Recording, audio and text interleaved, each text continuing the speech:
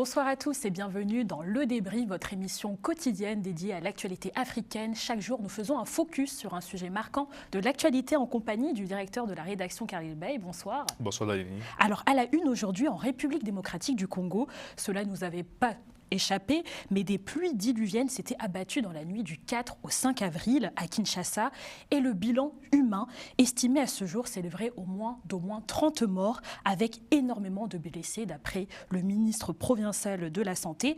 Et comme vous pouvez le voir sur ces images, ces pluies ont dévasté plusieurs quartiers périphériques et aussi défavorisés.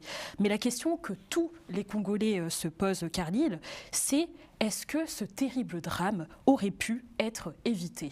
Jadalini, permettez-moi d'avoir une pensée pour toutes ces victimes de ces inondations et rappeler aussi qu'en 2022, déjà au moins 120 personnes avaient trouvé la mort à Kinshasa, eu égard à ces pluies diluviennes qui avaient provoqué des inondations et des glissements de terrain. Alors certains dénoncent, peut-être à juste titre, une forme d'impréparation de la part du gouvernement, car l'Agence nationale de météorologie et de télédétection par satellite, la Mételsat, comme on l'appelle, avait pourtant lancé une alerte dès février. Donc des précipitations excédentaires étaient attendues entre mars et mai, notamment dans les provinces de Kinshasa et du Congo central. Et je veux aussi élargir un peu la focale et dire que des pluies extrêmes ou des orages s'abattent depuis jeudi dernier sur l'Afrique centrale, notamment en Guinée équatoriale et au Gabon, où elles ont déjà causé au moins la mort de 2 personnes. Pardon. Mais justement, pourquoi n'avoir pas mis en place des mesures plus tôt ?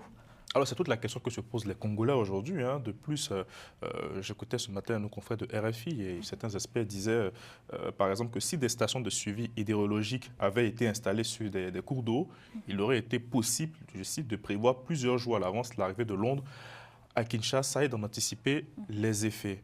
Donc, il faut rappeler aussi que le taux d'exécution dans les nids des crédits alloués à la gestion des catastrophes naturelles n'a jamais dépassé les 30%, à l'exception de 2016 et 2017. Ah oui, donc aujourd'hui, en soi, est-ce que le gouvernement fait quelque chose? Est-ce qu'il y a des mesures qui ont été mises en place pour les sinistrés notamment? Alors, face à cette situation, le gouvernement congolais dit avoir mis en place une cellule de gestion des crises chapeautée par le ministère de l'Intérieur et qui implique d'autres départements ministériels ainsi que la ville de Kinshasa.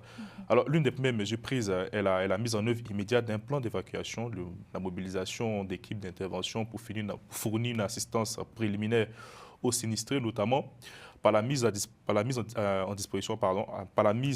disposition, je vais y arriver, d'abris provisoires et des équipes de recherche et de sauvetage, comme on a vu à l'image avec un peu la montée des eaux. Donc des équipes de recherche et de sauvetage ont été déployées pour aider les habitants bloqués dans leurs maisons inondées et aussi les autres victimes. Voilà. Donc les autorités ont annoncé que 3 sites ont été mis en place à l'est et à l'ouest de Kinshasa pour accueillir les personnes qui n'ont plus d'abri. Et fait majeur, pour la première fois depuis le drame, le président congolais Félix Tshisekedi s'est exprimé. Il a annoncé la tenue d'une réunion de crise qu'il présidera lui-même dans les prochaines heures. Merci beaucoup, Khalil, pour cet éclairage-là. C'est la fin du débrief. On se retrouve demain pour un nouveau sujet d'actualité. N'hésitez pas à nous suivre sur Global Africa Télé Sud.